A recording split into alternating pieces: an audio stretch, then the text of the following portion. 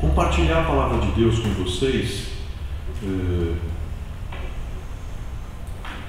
que é algo que Deus tem me trazido ao coração, numa nova perspectiva, que eu queria compartilhar com vocês aqui hoje pela manhã. Mas eu não podia, antes de compartilhar, até porque eu queria trazer algumas informações para a gente pensar a partir dessa perspectiva. Eu não podia deixar de trazer algumas informações que eu creio que são fundamentais, especialmente porque me dirijo a líderes, porque me dirijo a homens de Deus, me dirijo a gente que lidera muitos, gente que tem visão ampla, gente que interfere nas realidades da cidade, e a partir da ótica cristã.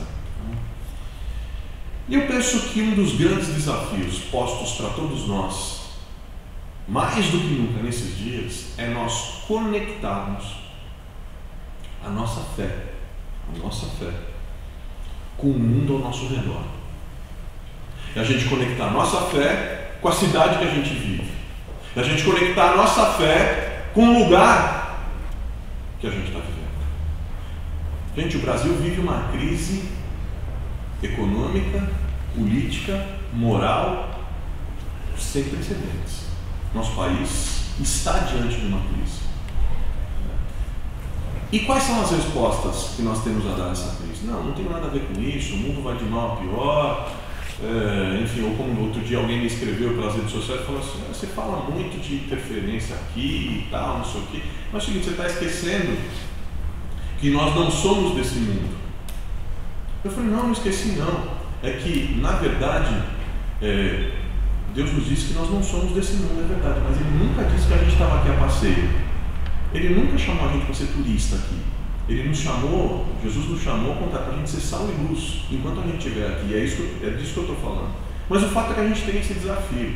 Um teólogo muito conhecido, europeu, o Karl Barth, dizia que o verdadeiro cristão anda com a Bíblia debaixo de um braço e o jornal do dia debaixo do outro. Ou seja, numa clara figura da importância da conexão entre a fé e o mundo que eu vivo, entre a fé e as realidades que eu enfrento. E nós temos isso diante de nós. E o fato, antes de anunciar as boas novas, a gente precisa se lembrar também que nós temos más notícias. Estão sendo pouco faladas, porque me parece que a agenda evangélica só tem um tema. Eu nem quero entrar nesse debate, mas me parece que a agenda evangélica, especialmente na arena pública do Brasil, só tem um tema. Mas o Brasil passa por um sério momento.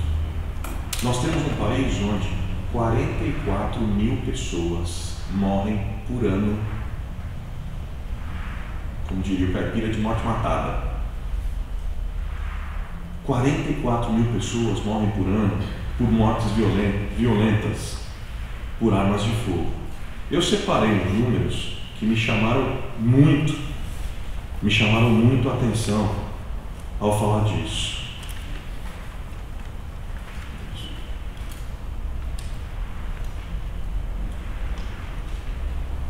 Dessas 42.416 pessoas que foram mortas por armas de fogo em 2012, 24.882 são jovens, entre 15 e 29 anos. 59% das vítimas de mortes violentas no país, 59%. São jovens. Só que tem um dado importantíssimo. Eles são 59% dos mortos, mas são só 27% da população. Isso dá um impacto ainda maior, porque a nossa juventude é o principal alvo da violência no nosso Brasil. Isso tem sido muito pouco falado. O Brasil é o 11º país do mundo onde mais se mata. No Iraque, a gente está mais perigoso do que o Iraque, que acabou de sair de uma guerra, e do que o México, que vive debaixo do comando e da influência dos cartéis.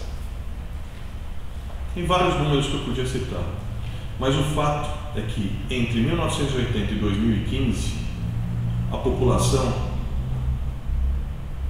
cresceu 61% e as mortes por armas de fogo 40%. A população está crescendo e as mortes crescendo quase que na mesma proporção. Pior, aí eu fico pensando, o número de evangélicos cresce desde a década de 80 como nunca cresceu. E o que está acontecendo? Porque a violência cresce, a corrupção aumenta, mas elas se aprofundam. O trabalho escravo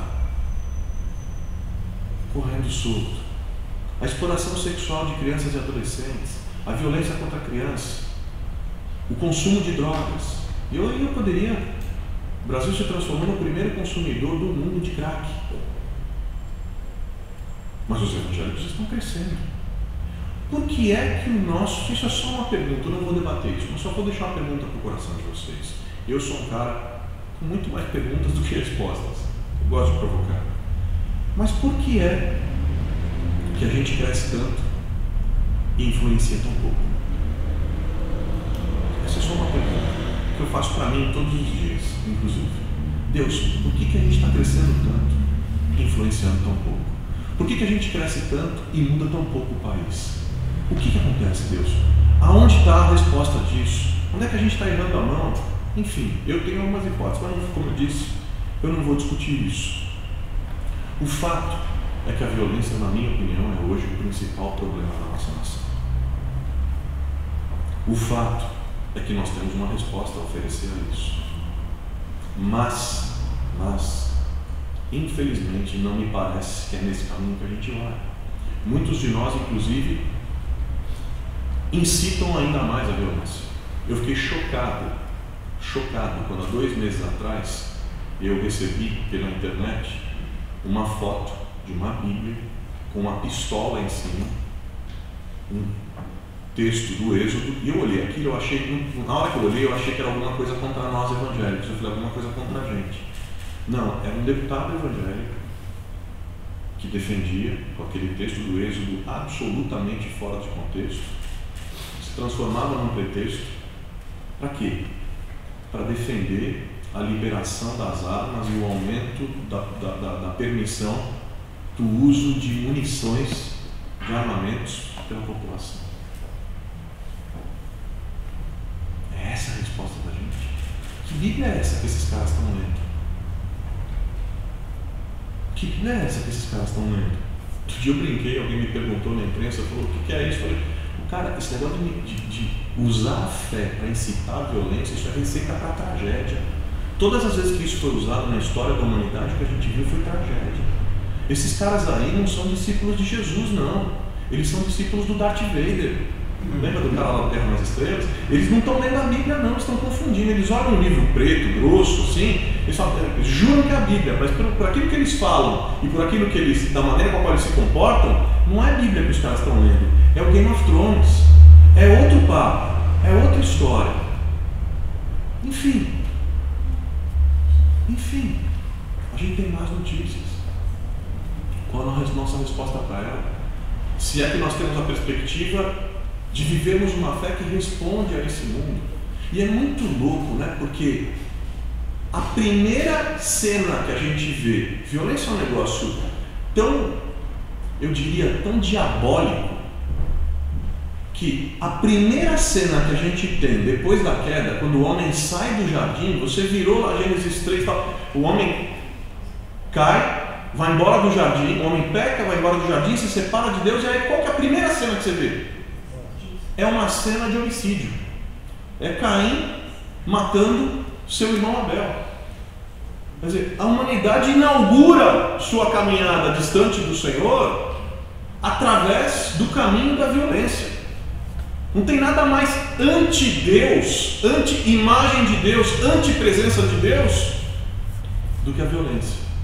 E é louco, ainda mais louco, porque o Caim aí foge. Tem uns malucos aí dizendo, com mandato, hein? Com mandato de deputado federal, dizendo que a marca do Caim A marca que Deus colocou em Caim é o fato de que ele era negro. Gente, como é que a pessoa tem coragem de ler a Bíblia com tamanho viés de preconceito? Não, pior não é só ler isso. Pior é, além de ler, falar isso publicamente.